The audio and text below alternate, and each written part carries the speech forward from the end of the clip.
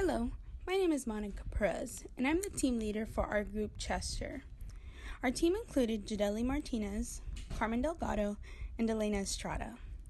After selecting Chester as our team, we began reviewing the different kind of strategies that we could utilize in the simulation.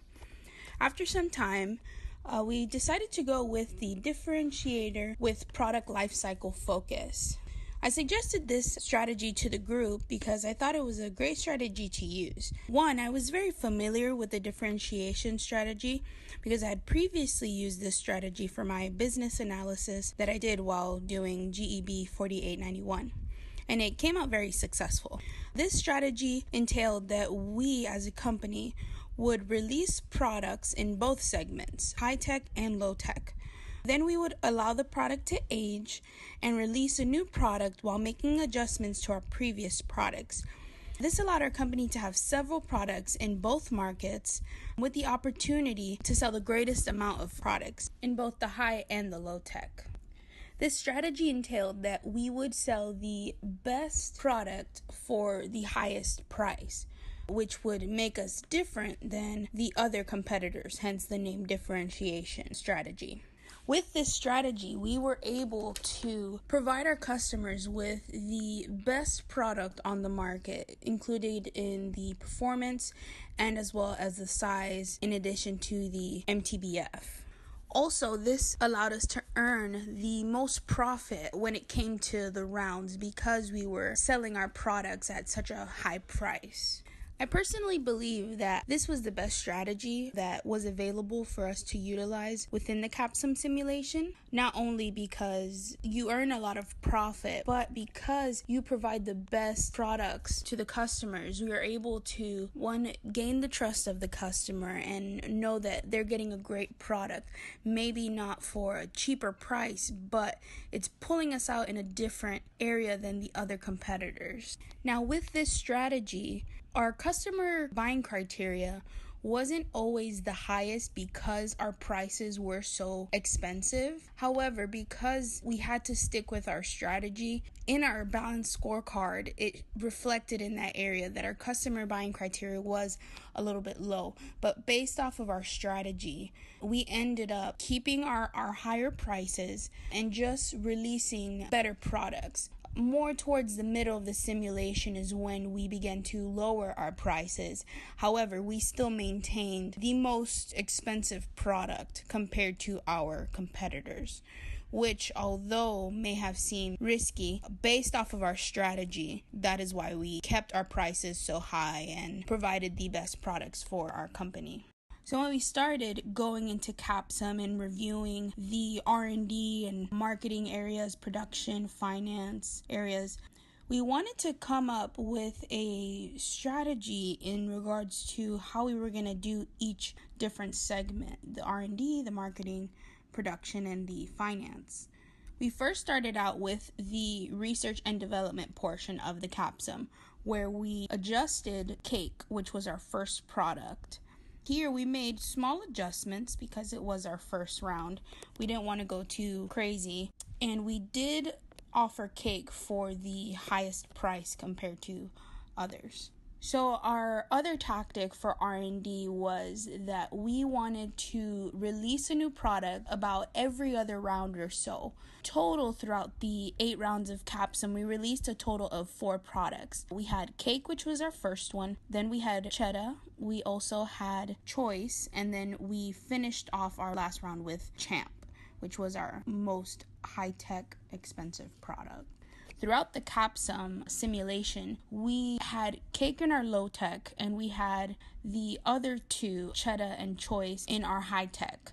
Towards the last couple of rounds, I think it was round 7, we ended up having to bring cheddar down to the low tech because of the age of the product. However, each round we would make adjustments to each of the products.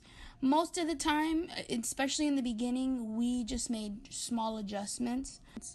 In no particular reason or order, we just would increase our products and just look at the release date because we didn't want to release the product too far out. We wanted to keep our products, their release date, on or before the month of May or June the latest. So most of our products were released in the beginning of the year, so we had enough time to sell as much products as we could for that year. When it came to the R&D, we wanted to ensure that we had the best products.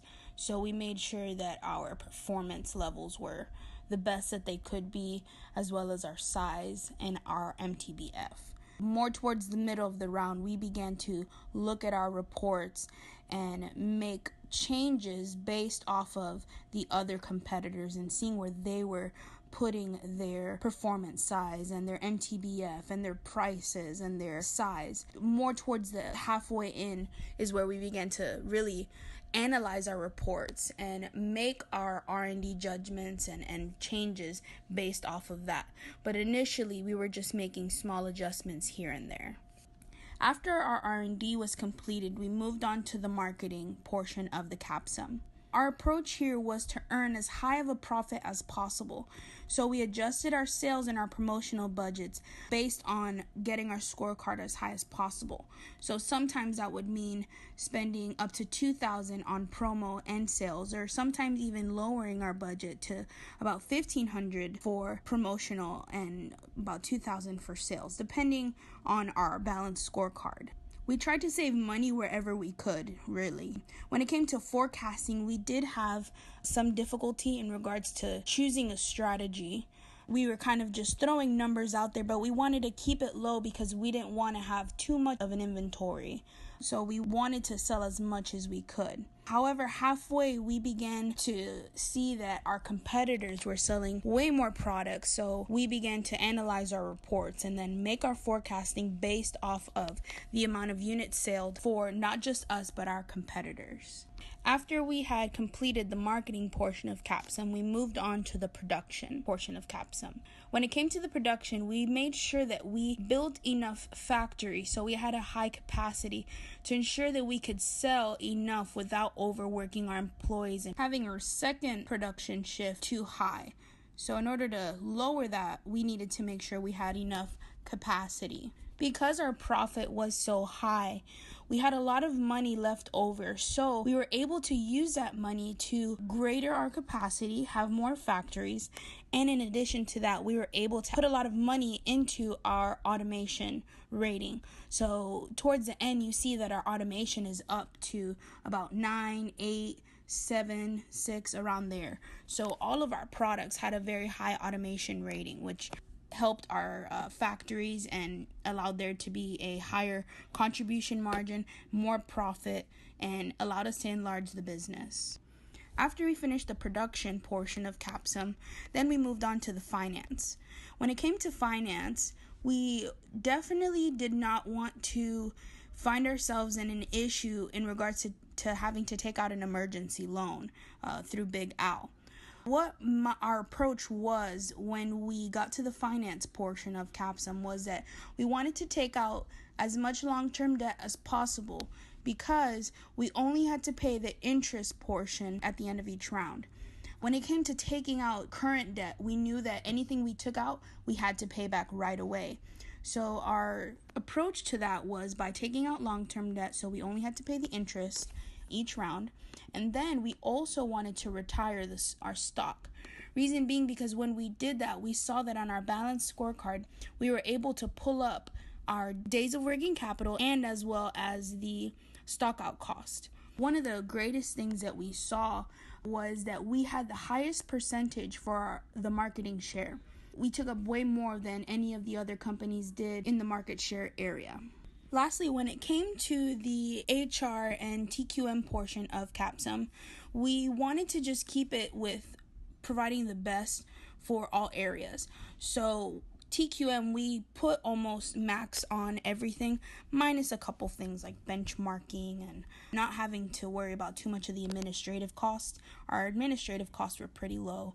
And for the HR, we wanted to max out on everything. So 80 hours of training, 100% completion, making sure that our workers were happy, that they were not overworked, and wanted to make sure that we had that all straight and high up.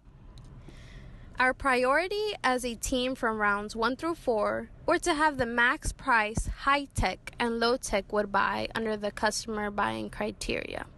Our strategy in the beginning was to invent a new product for each round and begin to lower the price of the older products. At first, we decided that we were going to make a new product, and then after skipping around, we would take out the whole product. Like, we wouldn't keep upgrading the performance and size because we thought that it would just become an older product and the age wouldn't fit low tech or high tech, because high tech wanted a 0 age and low tech was under 3, and the more rounds it would become older. So what we decided was that whenever a new round started, we would revise the performance and size to what we felt our customers would mostly buy. What we were not doing during these 4 rounds was paying attention to the other competitors. We were still paying attention to the performance and size, and we would keep the price as high as the max of the high and low tech so that we could make a bigger profit.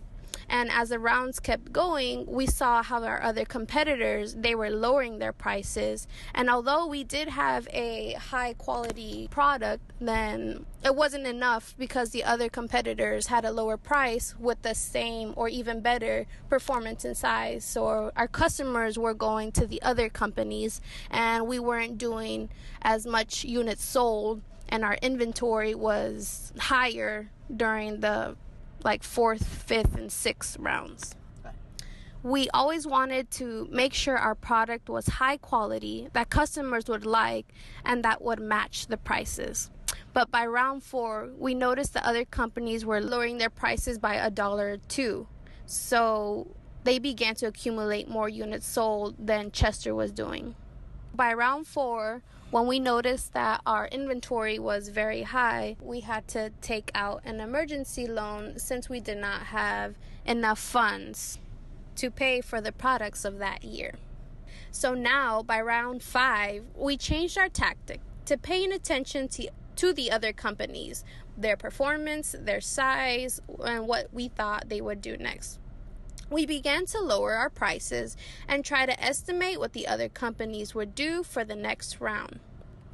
Our goal from now on to the end was just to have competing lower prices and always have a better performance and size than the other competitors. We also began to shoot for higher forecasts because during round 1 through 4, we always shot low. We always shot for the 3 digits or no more than 1,000. And we noticed that we were always getting 0 units. But as we saw that Andrews and Baldwin began to reach almost 2,000 units sold and little amounts of inventory, we knew we had to change our forecast. So that's why by rounds 5, 6, 7, and 8, to produce and sell more products, we had to increase our forecast, our capacity, and our production to meet the needs of our customers. Team Chester was ecstatic at the results and were very satisfied. We were shooting for first place, but we noticed after round 5 that the other teams were selling a lot more products than we were. So we began to settle at the fact that we might get second place. We also saw how Team Andrews was getting a lot of recognition, so we just thought we were going to get second place, and especially since through rounds 1 through 4, we weren't having enough units sold, and we were the other competitors. Like I said, Baldwin was already in 2000s, and Andrews was almost reaching 2000s as well. We even noticed that almost at the end of round 7, that Baldwin had already moved up to second place, so we were in third place, and by that time we were nervous. We thought that we were just gonna lose, and so I think that's what really pushed us and pushed our team to critically think on how to advance our products. In the end, our team received the highest score, making us first place, which is why we were so ecstatic. We were just really shocked that we pushed ourselves to first place due to our team strategies that we used.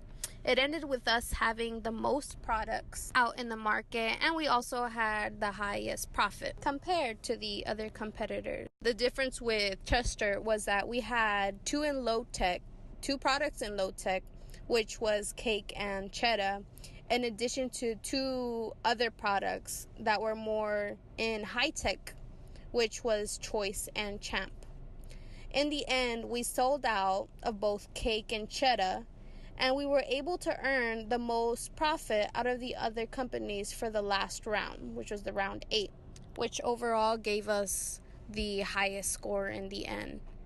We believe that with the strategies from the beginning and the tactics we used made us the top team. And strategies such as from round 5, comparing to the other competitors, but also sticking to always making the best product. And that's something we did with our last product that we brought out, Champ. We were concerned if we put a full price that we wouldn't sell as much, and in the end we decided to put the max price that high tech would take, which was $45, and it's at a 0 age, so that's where we made our wholesale and made us the top team. Our group's biggest challenge starting out was trying to navigate around in Capstone. The tutorials were very helpful to practice with, but for some reason when it came down to submitting round 1, we quickly began to get nervous. Our second greatest challenge was trying to understand how the areas we changed affected other parts of our simulation. I personally had difficulty trying to keep my numbers high without my contribution margin going too low.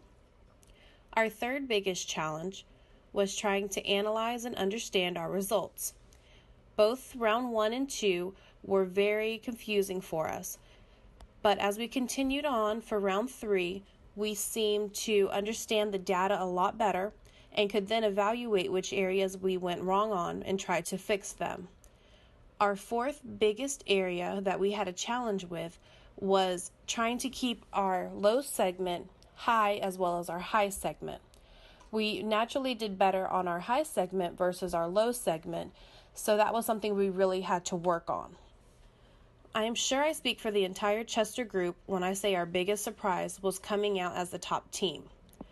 The reason we were so surprised is because during the entire simulation, we always thought, with the exception of round 7, that we came in second place. No matter how hard we worked or what areas we tried to change, for some reason we could not beat the Andrews group. This really deterred us from trying to get first place. But we kept on, and after round 6, we just tried our best, and we found out that after all the simulations were completed that we actually came out on top in first place. So we were very excited to hear that. The first thing our group would do differently would be to really analyze and study the outcome of our data from the beginning. For round 1 and 2, we would review it and try to understand the results, but not as good as we could have, had we really understood it better. Starting off, our group would only review our group's outcome. This didn't help much in the first 2 rounds. So, for round 3, we realized that we should begin reviewing the data from our competitors, Andrews and Baldwin, the group that we competed against, to help us strategize better. Once we began to do this, we really started to see a bigger picture of our outcome and a big improvement in our numbers. We would also do additional research to see what advice we could find to boost our numbers up, whether it be YouTube tutorials, articles, or study the Capstone guide better.